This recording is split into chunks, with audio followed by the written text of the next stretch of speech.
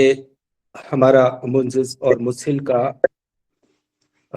4th episode है, जिसमें कि हम आज सौदा को डिस्कस करेंगे। वैसे तो सारी खिल्त ही अपने आप में बहुत इंपॉर्टेंट है। एक भी खिल्त नहीं हो तो जिस्म नहीं होता, इंसान नहीं होता। लेकिन फिर भी हर खिल्त की अपनी एक जिस्म के अंदर जिम्मेदारी है। उसको अगर हम समझते हैं तो उसको ट्रीट करने में आसानी होती है।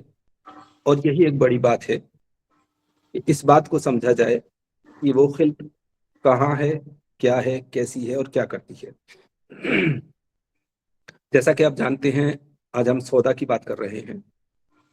सौदा का मतलब होता है काला या नीलगुण, थोड़ा सा डार्क पर्पल। तो सौदा जो हमारे जिस्म की खिल्त है, वो तमाम हम उन अज्जा को जो खून में गर्दिश करते हैं, जिनका रंग काला है या जिनके मिजाज में सर्दी खुश्की पाई जाती है या जिनके मिजाज में सख्ती पाई जाती है, उनको हम सौदा कहते हैं। असल में जब हम खून सौदा सफरा बलगम की बात करते हैं तो बहुत लिमिटेड बात होकर रह जाती है। आमतौर से इसको पूरे को एक्सप्लेन नहीं कर पाते हैं। आप यूं समझ लें कि हमारे जिस्म के अंदर जो वेसल्स हैं, जो रगे हैं, जो उनके अंदर जो फ्लूइड बहता है खून के नाम से, उसमें ये चारों खिलतें होती हैं। और उसमें जो कुछ भी है, आज की साइंस ने उसको जो कुछ भी नाम दिया हो, हमारी नजर से वो सौदा सफरा बलगम खून है। तो जाहिर सी बात है, उसके अंदर जो कुछ भी पाया जा रहा है वो इन चार ही खिलतों से मंसूब है। जबकि हमारे यहाँ आमतौर से सिर्फ कुछ चीजों को, सफरा के नाम पे पित्त को मान लिया जाता है, बलगम के नाम पे म्यूकस को मान लिया जाता है, और सौदा के नाम पे ब्लैकिशनेस को मान लिया जाता है। लेकिन ऐसा नहीं है। खून के अंदर बहुत सारे पार्टिकल्स होते हैं, अज्जा होते हैं। वो किस खिल्त से ताल्लुक रखते हैं, ये जानना जरूरी है। तभी हम वो खिल्त या वो जुज हमारे खून का किस पार्ट पे, किस सिस्टम पे असर करता है और उसके क्या सिम्टम्स होते हैं, उसको हम जान पाएंगे और उसको हम ट्रीट कर पाएंगे। दूसरे लफ्जों में अगर हम कहें तो हम यूं भी कह सकते हैं कि जो सौदा होता है, उसको आप यूं मान लीजिए कि वो एक जिस्म की इमारत को स्टेबल रखता है, उसको मजबूती देता है किसी भी फॉर्म में। चाहे वो स्किन है तो उसके अंदर सौदा है स्किन को कायम रखने के लिए, वरना वो पिघल जाए। चाहे वो हड्डी है, क्या चाहे कार्टिलेज है या लिगामेंट्स हैं, टेंडन्स हैं, जो भी हैं, उस सब के अंदर सौदा की शमूलियत है। इसीलिए हमारा जिस्म खड़ा रहता है, या जिस्म जिस्म है, एक स्ट्रक्चर है। अब कोई स्ट्रक्चर अगर होता है तो वो काम का तभी होता है जब उसमें कुछ फंक्शंस हो, उसमें कुछ एक्टिविटी हो। तो उस एक्टिविटी को चलाने के लिए जो चीज है वो सफरा है। वो एनर्जी देती है, एक्टिवेशन देती है, हीट देती है। अब इसके अलावा एक जिस्म जब है तो एनर्जी है, हीट है, एक्टिवेशन है, लेकिन कोई चीज इसकी ग्रोथ के लिए भी चाहिए। जब वो ग्रोथ होगी तब हम इसको बना पाते हैं और सस्टेन कर पाते हैं। वो चीज बलगम है।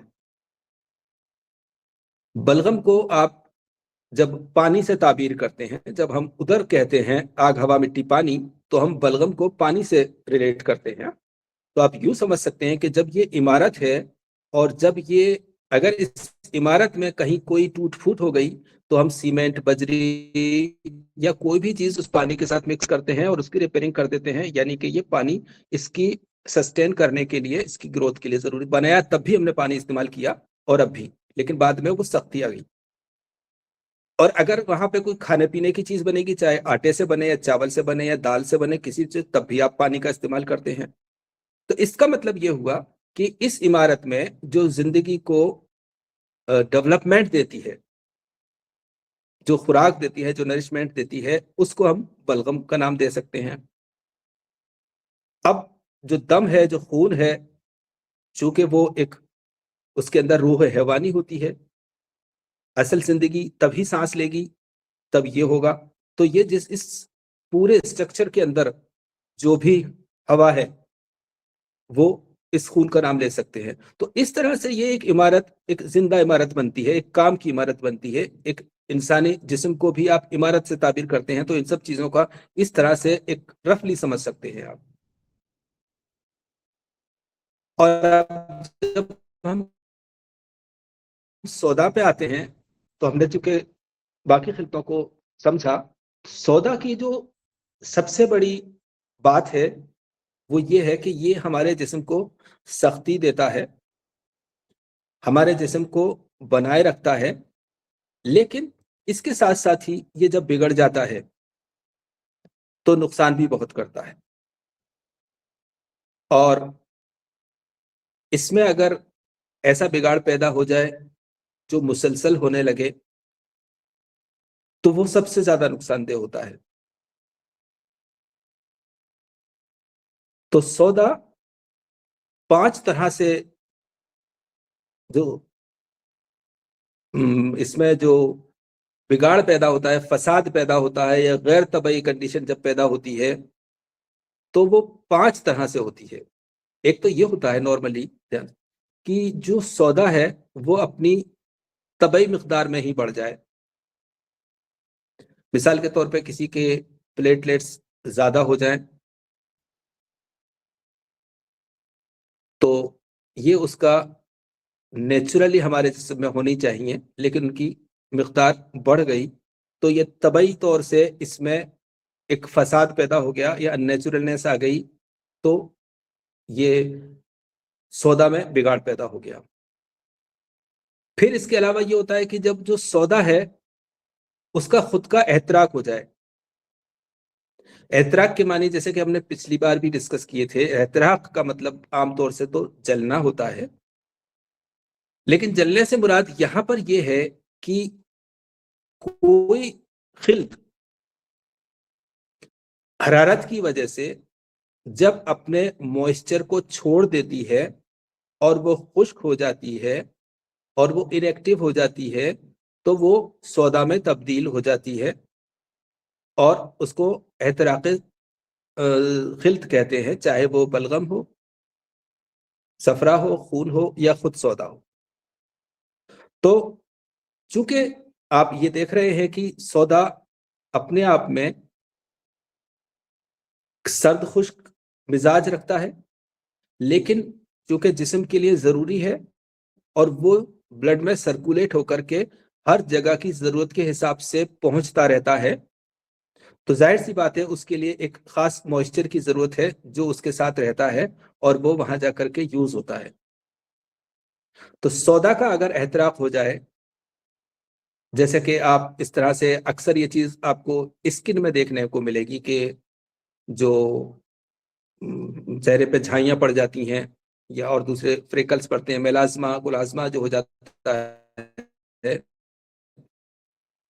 और कहीं और भी हो सकता है। तो वो जब होता है तो वो यूं कह सकते हैं हम, समझने के लिए फिलहाल, कि ये सौदा जल गया है, एतराक हो गया है, खुश्क हो गया है, जम गया है, आया ब्लड से ही है ये। तो दूसरे तरह से जो फसाद या बिगाड़ पैदा हुआ सौदा में, या जो गैर तबई इसकी कंडीशन हुई, वो सौदा के अपने एहतराक से हुई। फिर उसके बाद ये बलगम के जलने से, एहतराक होने से भी बन सकता है सौदा, सफरा से बन सकता है और खून से बन सकता है।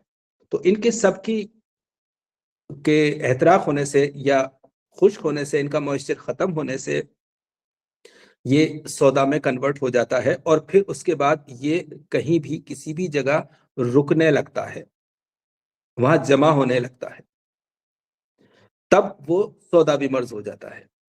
और जब कोई भी मर्ज पुराना हो जाता है, यानी कि हम आमतौर से मुजमिन जो मर्ज कहते हैं वो 40 दिन के बाद कहते हैं, तो 40 दिन के बाद हम ये मानते हैं कि वहां पर जो टिश्यूज हैं, जो सेल्स हैं, वो इनएक्टिव होने लगते हैं और वहाँ जमा होने लगते हैं, उनमें ब्लड सर्कुलेशन की कमी होने लगती है और वो एक तरह का डेब्रिस, एक कचरा की तरह से बन जाते हैं। वो चाहे दिमाग में जमा हो, लंग्स में जमा हो, जॉइंट्स में जमा हो, कहीं भी जमा हो, तब ये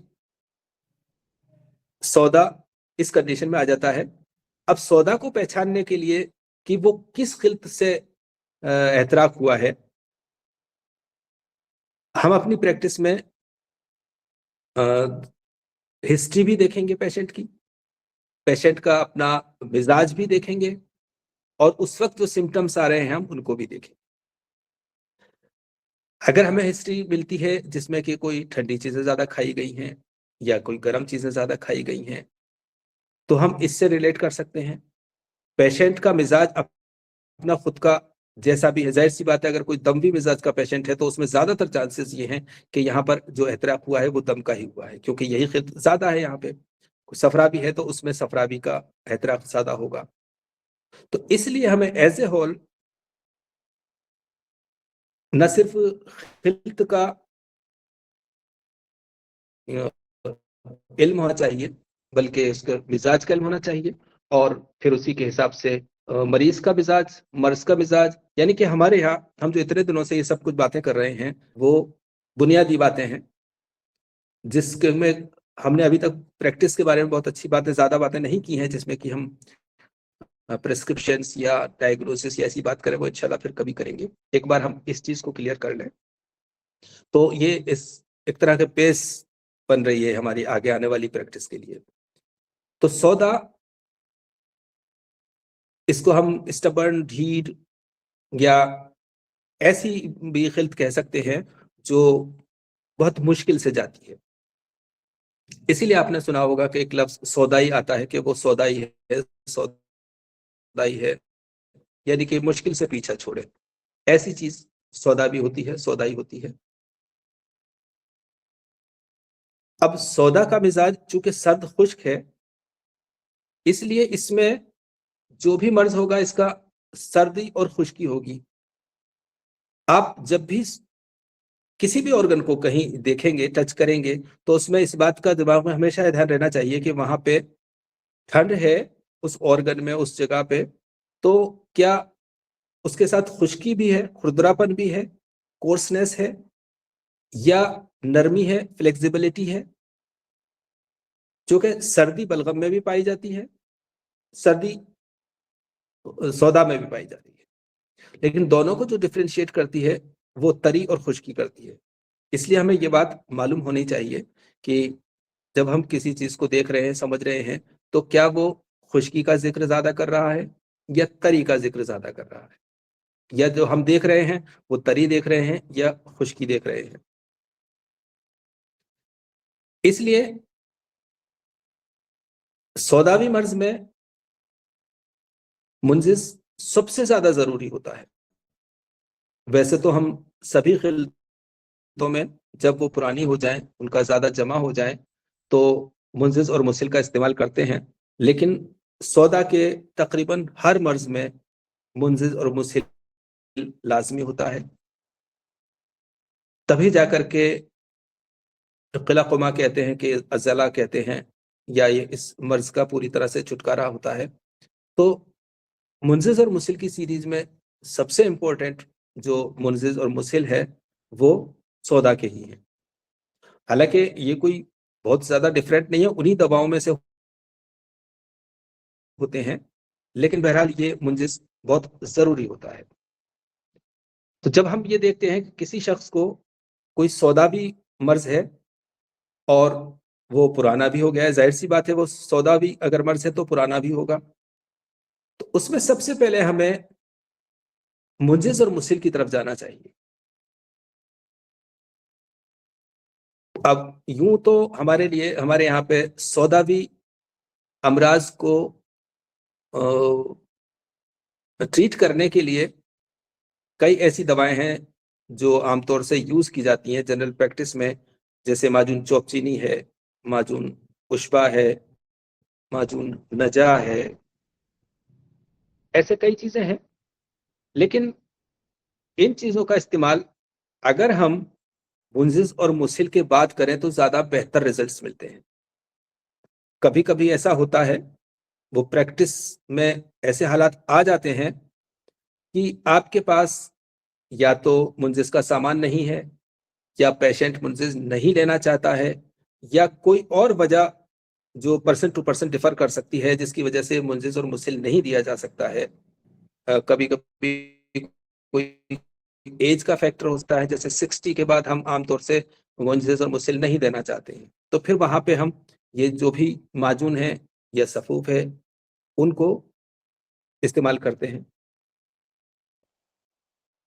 तो मुंजिज और मुसहिल, मैं अब थोड़ा सा यहाँ पे और एक मुंजिज बताने से पहले ये बात बता दूं कि सौदा का जो इखराज है, तबई सौदा का इखराज, वालेकुम, तबई सौदा का इखराज हमारे जिस्म से ज्यादातर गुर्दों के जरिए होता है।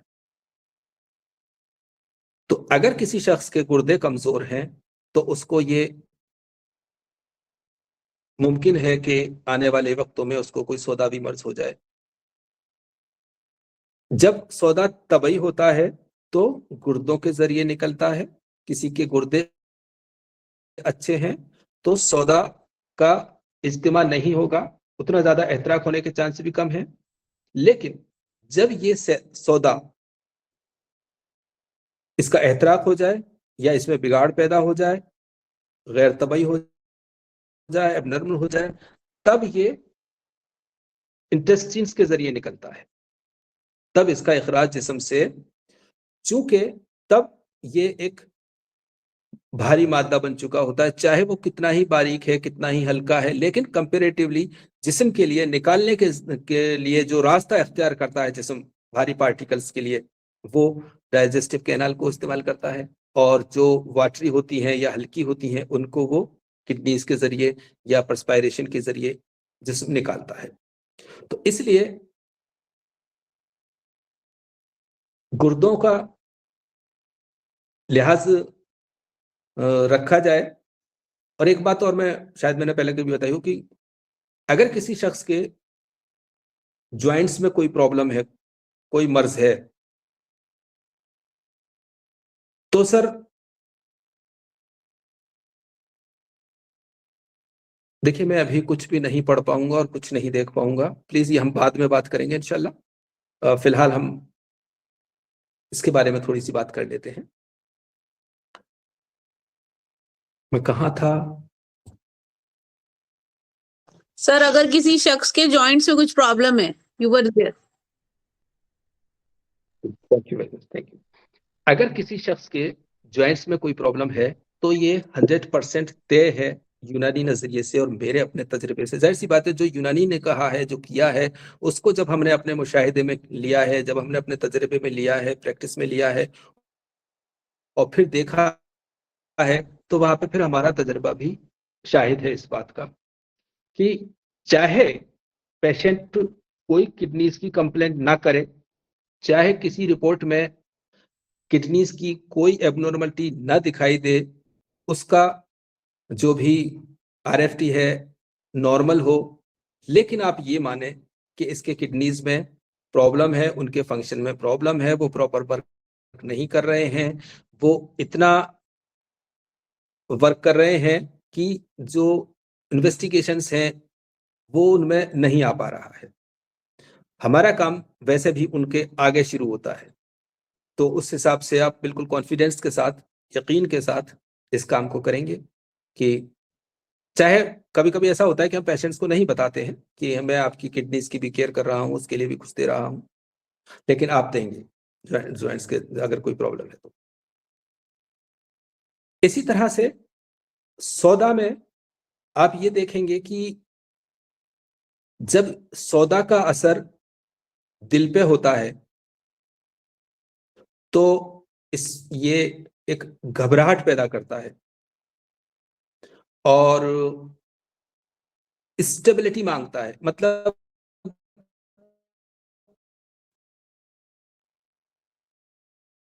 मांगता है। तो ऐसा पेशेंट जिसको दिल पे सौदा का असर हुआ है, गलबा हुआ है, वो शख्स तन्हाई पसंद हो जाता है, अकेले में रहना चाहता है, लोगों से बात नहीं करना चाहता। ये एक खास पहचान है कि उसके दिल पे सौदावी मर्ज है, तो इसलिए वो ऐसा तन्हाई पसंद है, वो वहशत में है।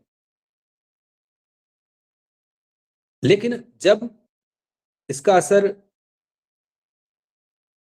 दिमाग पे होता है,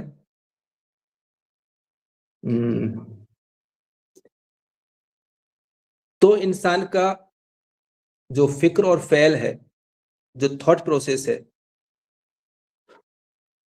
उसमें कमी आती है या उसमें कुछ इम्बैलेंस आता है।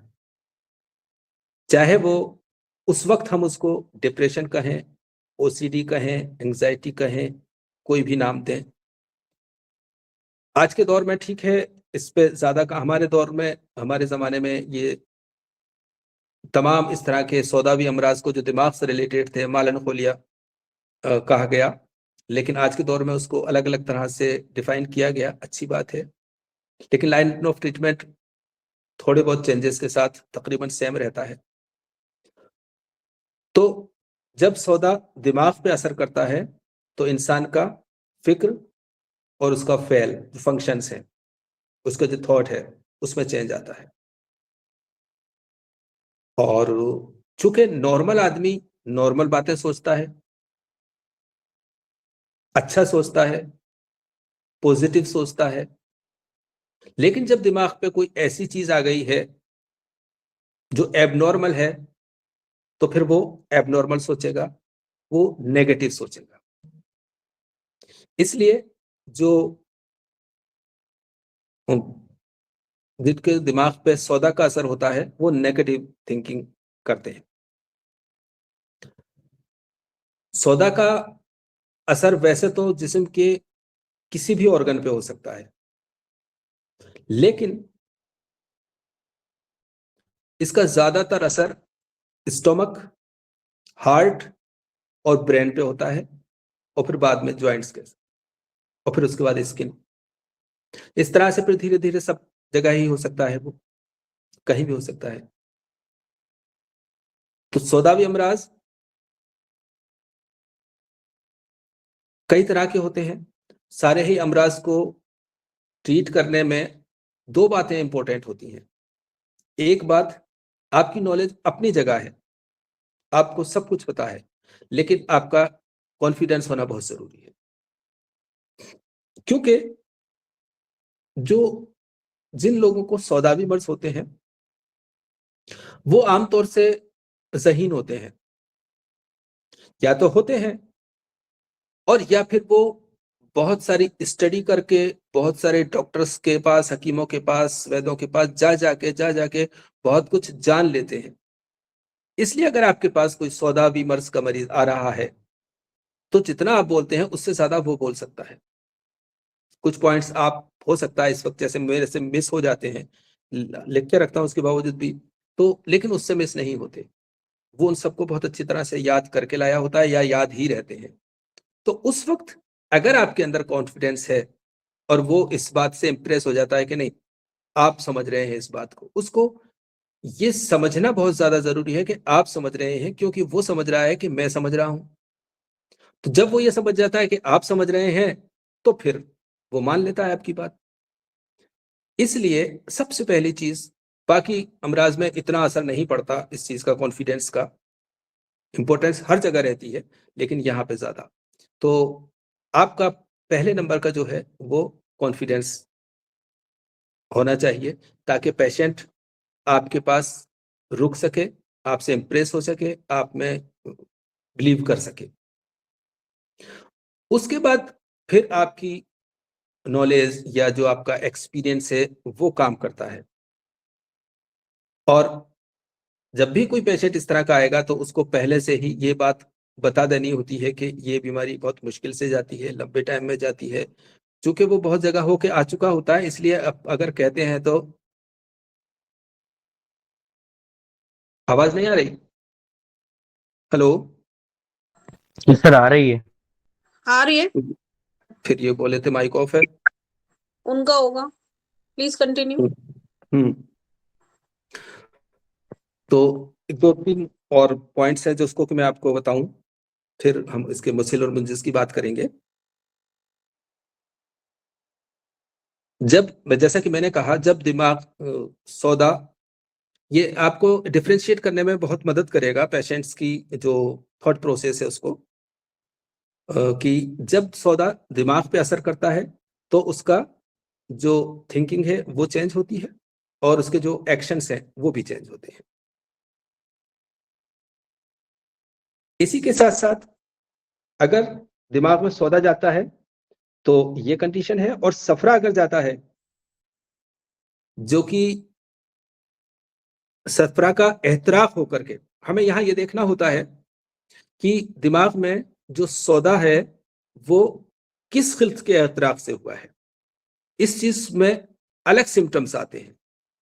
अगर किसी को सफरा के एहतराक से सौदा बना है और उसने दिमाग पे असर किया है, तो वहां पर पेशेंट की नींद और सुकून कम हो जाएगा, स्टेबिलिटी नहीं रहेगी, बेचैनी बेकरारी रहेगी। वो जो नॉर्मल सौदा की अलामत है उसमें जलन होती है, खुश्की होती है, ज्यादा शिद्दत होती है, बेचैनी होती है।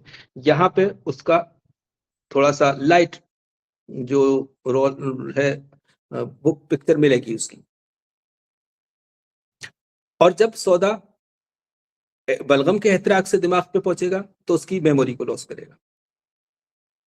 उसकी अगर ये एहतराक वाला पहुंचा है तो जो लॉन्ग टर्म की जो है मेमोरी, पुरानी याददाश्तें हैं, वो असरअंदाज होंगी।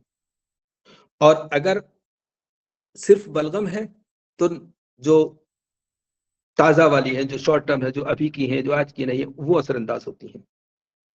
तो इस तरह से ये सारे पॉइंट्स डिफ्रेंशिएट करने के लिए जरूरी होते हैं जानना। और अगर दिमाग खून में जाता है तो सर भारी हो जाता है, सर में भारीपन होता है। तो इन जनरल जब मुंजिस की बात आती है तो ऑर्गन के लिहाज से इसमें थोड़े से चेंज होते हैं, खिल्त के हिसाब से थोड़े से चेंज होते हैं, लेकिन एक खास जो कुछ दवाएं हैं जो सभी खिल्तों पे और सभी ऑर्गन्स पे काम करती हैं, उस तरह का मुंजिस हम इब्तिदा में इस्तेमाल करें तो बेहतर रहता है। जब हम थोड़े से और एक्सपीरियंस हो जाता है, थोड़ी सी दवाएं भी हमारे पास ज्यादा होने लगती हैं, तो फिर ठीक है, हम उसमें कुछ धीरे धीरे चेंज करके उनको बढ़ाते रहते हैं, होता रहता है। तो एक बार मुंजिस सौदा लिख लीजिए।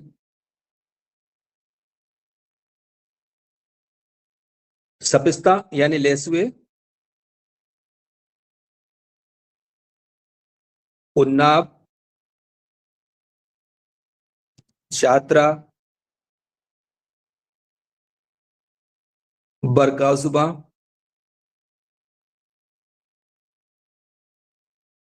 बादरंज गोया,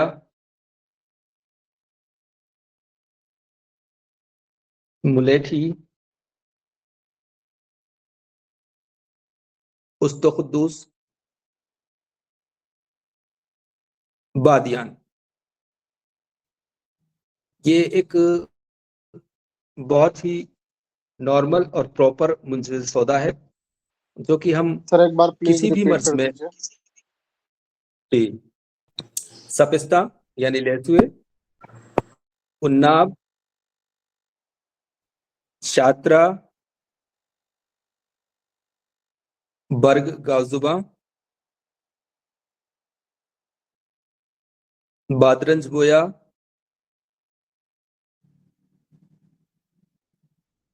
मुलेठी, खुस्तुखुद्दूस और सौंफ, ये चीजें 5-5 ग्राम, वही जो तरीका है 6 से 8 गुना पानी में डाल करके भिगोया जाता है, उबाला जाता है, फिर इसको स्क्वीज करके इसका जूस निकाल करके पिलाया जाता है। और सौदा के मुंजिस की मुद्दत कम से कम 15 दिन है। ये 20 दिन भी हो सकती है, महीने भर भी हो सकती है, 40 दिन भी हो सकती है। 40 दिन के बाद अगर हमें देना पड़ता है तो तब हम इसको मुंजिज नहीं कहते, मुअद्दिल कहते हैं। यानी कि वो दवा जो तादील कर रही है, नॉर्मलाइज कर रही है। एक चीज ये होती है कि इखराज करती है, मादे को पकाती है और निकालती है। हम उसको खारिज करने के लिए, उस पाक करने के लिए तो दवा दे रहे हैं, लेकिन फिर ये होता है कि जो कुछ बचा हुआ सौदा है या जो बन रहा है उसकी तादील होती रहे, वो नॉर्मल होता रहे, तब हम वो चीज़ देते हैं। तो वो चीज़ महीनों भी दी जा सकती है और कभी कभी साल भर भी देनी पड़ती है।